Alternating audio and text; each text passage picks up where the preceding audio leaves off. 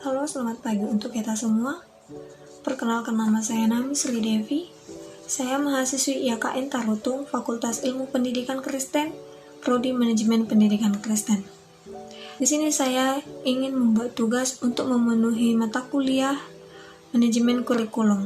Di sini saya akan membuat video review webinar mengenai implementasi kurikulum Merdeka Belajar, dan tema yang diangkat kali ini dalam webinar tersebut adalah pembelajaran berpusat pada peserta didik. Dan narasumber pada webinar kali ini ada 3 orang, yaitu Dr. Randus Zulfikri Anas MED, narasumber yang kedua yaitu Bapak Dr. Yogi Anggraena MSI, serta narasumber yang ketiga yaitu Ibu Tri Utami Widayati SPD. Berikut akan saya paparkan kembali materi yang telah disampaikan oleh narasumber pertama kita, yaitu Bapak Dr. Randus Zulfikri Anas MED. Kurikulum Merdeka merupakan salah satu opsi pemulihan pembelajaran dan berpusat pada peserta didik. Mengapa dikatakan pemulihan pembelajaran? Adanya kondisi yang harus dipulihkan atau yang harus diperbaiki. Dan mengapa harus berpusat kepada peserta didik? Mungkin selama ini tenaga pendidik belum berpusat kepada peserta didik. Tenaga pendidik setiap masuk ke kelas memulai pembelajaran dari pertemuan pertama hingga pertemuan terakhir, tenaga pendidik hanya berpatokan kepada materi yang disusun sesuai dengan RPP dan mengejar ketentuan yang ada pada kurikulum tersebut, tanpa memperhatikan tingkat kemampuan peserta didik dalam menangkap materi pembelajaran dari pertemuan pertama hingga pertemuan terakhir. Sehingga di saat guru memulai pembelajaran, misalnya pada pembelajaran pertemuan pertama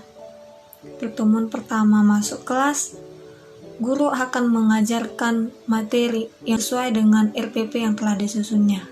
Dan untuk pertemuan kedua, guru tidak mengulang kembali pembelajaran yang telah diajarkan di pertemuan sebelumnya. Maka pada pertemuan pertama, ada beberapa siswa yang tidak paham mengenai materi yang telah diajarkan oleh gurunya. Namun gurunya telah berpindah topik, berpindah judul pada pertemuan berikutnya. Nah, di saat seperti itulah timbul masalah. Di mana di pertemuan yang pertama, peserta didik belum memahami betul materi yang telah disampaikan oleh gurunya. Namun gurunya telah melanjutkan ke pertemuan berikutnya dengan judul yang berbeda dari pertemuan yang sebelumnya. Maka hal itu akan sangat menjadi masalah yang besar kepada peserta didik. Dan di saat tiba saatnya pengadaan ujian akhir semester, maka peserta didik tidak akan dapat menjawab soal-soal yang diberikan oleh gurunya, dikarenakan materi yang paling dasar pun tidak dapat dipahami dan sudah dilanjut dengan materi berikutnya, sehingga hal itulah yang menjadi masalah yang sangat besar yang telah dihadapi oleh peserta didik hingga pada saat ini. Hanyalah tersampaikan materinya saja yang sesuai dengan kurikulum 100%. Namun kemampuan anak didiknya hanya mencapai 20 hingga 30% saja. Proses itu terus berlanjut, kesalahan-kesalahan itu terus berlanjut, dan anak hanya diselamatkan dengan menurunkan KKM, sehingga nilai si anak berada di atas KKM dan si anak pun bisa dapat naik ke kelas berikutnya. Namun yang terjadi di kelas berikutnya, penyakit si anak akan semakin parah dan akan selalu membawa penyakit tersebut ke jenjang pendidikan yang lebih tinggi lagi. Maka learning loss itu bukan disebabkan oleh pandemi COVID-19 seperti yang terjadi saat ini, tetapi lebih disebabkan oleh kealfaan guru atau tenaga pendidik dalam melakukan pembimbingan kepada anak-anak didiknya, dalam mengetahui masalah anak didiknya dari awal pembelajaran hingga akhir pembelajaran.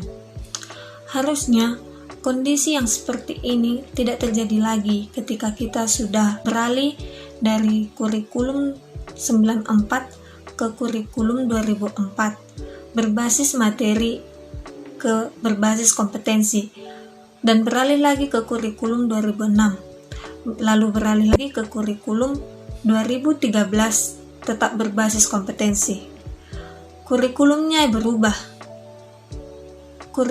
berubah nama, tapi proses pembelajarannya tetap sama seperti yang dulu.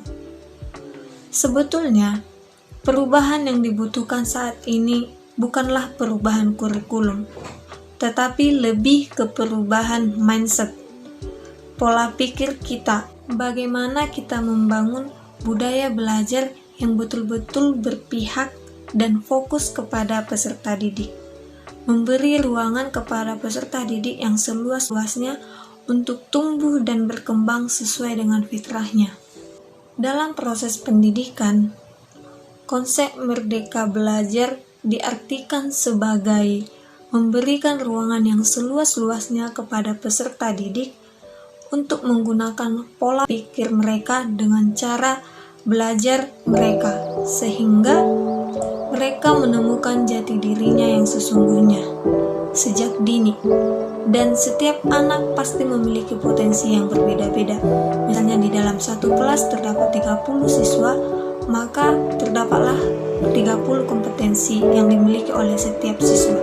Akan sangat baik jika potensi yang dimiliki oleh setiap siswa dikembangkan dan mereka dapat berkolaborasi sesuai dengan potensi yang mereka miliki. Nah, proses-proses pembelajaran yang seperti inilah yang ingin dikembangkan dan dirintis dari kurikulum Merdeka Belajar. Kesalahan yang sering terjadi di dalam pendidikan kita adalah guru sering menyamaratakan semua kemampuan siswa itu sama. Guru juga sering menyamaratakan materi yang akan disampaikan kepada siswa. Lalu guru juga sering menyamaratakan cara penilaiannya terhadap siswa tersebut. Padahal dapat kita ketahui bahwa setiap siswa berbeda-beda kompetensi yang dimilikinya. Hal ini secara tidak langsung mengatakan bahwa guru hanya memfokuskan semua siswa dalam kelas kepada satu tujuan saja, tanpa melihat kompetensi apa yang dimiliki oleh setiap anak didiknya. Hal semacam inilah yang membuat persaingan terhadap sesama peserta didik sangat tinggi, sehingga sering terjadi percekcokan, sikut menyikut, dan hal ini juga sangat mempengaruhi prestasi belajar peserta didiknya, dikarenakan jika ada satu orang yang juara satu, maka dia akan enggan untuk melepaskan kedudukannya tersebut, sehingga orang yang lainnya tidak akan kebagian. Dan jika misalnya ada anak didik yang ranking 5 mendapatkan peringkat 1, maka anak didik yang peringkat 1 akan merasa bahwa kedudukannya telah dirampas oleh temannya. Maka hal ini akan sangat rentan untuk menimbulkan perselisihan terhadap sesama peserta didik untuk mengembangkan potensi yang ada pada dirinya. Selanjutnya, saya akan memaparkan materi dari narasumber kedua.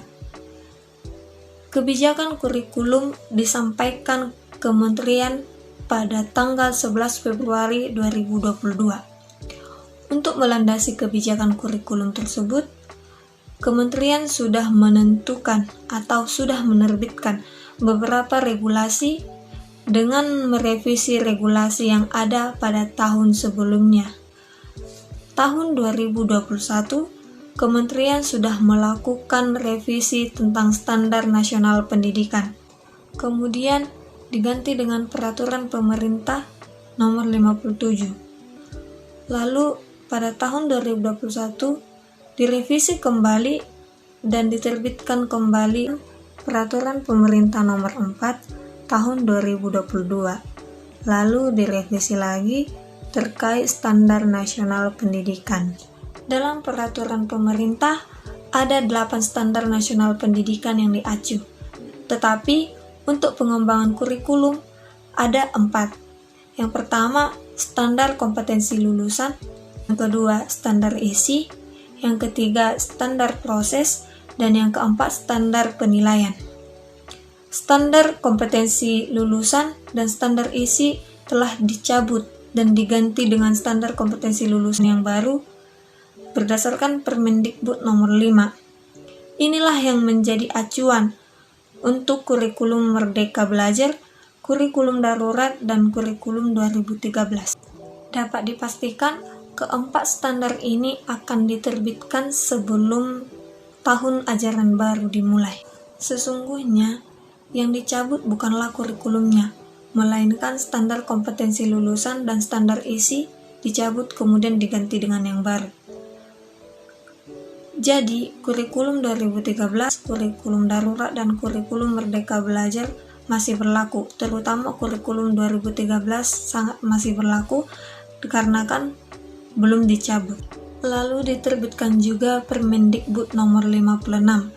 Ini merupakan revisi dari Permendikbud nomor 719.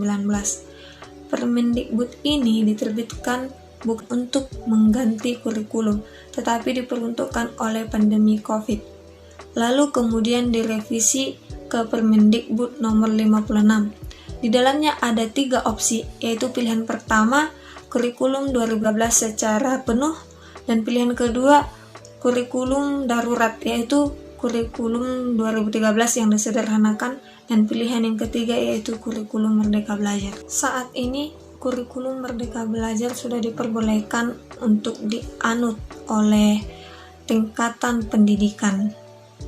Kurikulum Merdeka Belajar ini ada 2 jalur. Jalur pertama itu jalur program. Jalur ini sudah dimulai sejak tahun 2021, yaitu melalui jalur program sekolah penggerak dan SMK Pusat Keunggulan, dan untuk SD jalur sekolah penggerak. Dan jalur kedua itu jalur mandiri. Jalur mandiri ini tidak diseleksi. Saat ini pendaftaran sekolah untuk memilih kurikulum apa yang akan digunakan sudah dibuka. Selanjutnya saya akan memaparkan materi dari narasumber ketiga kita, yaitu Ibu Tri Utami Widayati SPD, di mana beliau sebagai guru di SD Negeri 4 di Kota Jambi. Sekolah mereka sebagai penerapan kurikulum Merdeka di sekolah penggerak. Kurikulum Merdeka adalah kurikulum yang berlandaskan profil pelajar Pancasila. Siswanya harus berkarakter, guru berpusat pada anak didik, maka guru harus melakukan pembelajaran yang berdiferensi, berbasis proyek, maka materi yang dipelajari adalah materi yang esensial. Tantangan yang dihadapi oleh guru dalam mengimplementasikan kurikulum Merdeka Belajar. Yang pertama, pandemi COVID-19. Hal ini membatasi ruang gerak antara siswa dan guru untuk berinteraksi. Yang kedua, memahami satu persatu karakter siswa. Yang ketiga, guru harus selalu berinovasi, menciptakan pembelajaran yang berpusat pada siswa. Selain hambatan atau tantangan, ada pula dukungan dari berbagai pihak. Yang pertama, dukungan dari kementerian, seperti adanya pendampingan ahli dan platform Merdeka Mengajar. Dari platform tersebutlah guru-guru dapat melihat aplikasi apa saja yang cocok untuk mengajar pada metode Merdeka Belajar. Dan yang ketiga, dukungan dari orang tua siswa, yang pastinya orang tua siswa akan mendukung bagaimanapun anaknya dididik di sekolah tersebut. Dan yang dukungan terakhir adalah dukungan dari teman sejawat. Demikian materi yang dapat saya review dan materi yang dapat saya paparkan berdasarkan penjelasan dari narasumber pertama, narasumber kedua, dan narasumber ketiga. Nah, di sini saya mengambil satu pertanyaan yang dilayangkan oleh peserta webinar pada saat terjadinya webinar. Apa kelebihan kurikulum Merdeka Belajar? Berdasarkan jawaban yang disampaikan oleh narasumber, maka kelebihan Merdeka Belajar ini ada 3. Yang pertama, lebih fokus kepada kompetensi esensial, maka di dalam pelaksanaan pembelajaran bisa lebih mendalam, bermakna dan menyenangkan, mengurangi materi yang terlalu padat, maka hal tersebut dapat diharapkan materi itu tidak cepat-cepat dituntaskan oleh guru atau tidak mengejar target, sehingga guru lebih berpusat kepada peserta didik. Yang kedua, perbanyak fleksibilitas baik dalam penentuan tujuan pembelajaran dan lain-lain.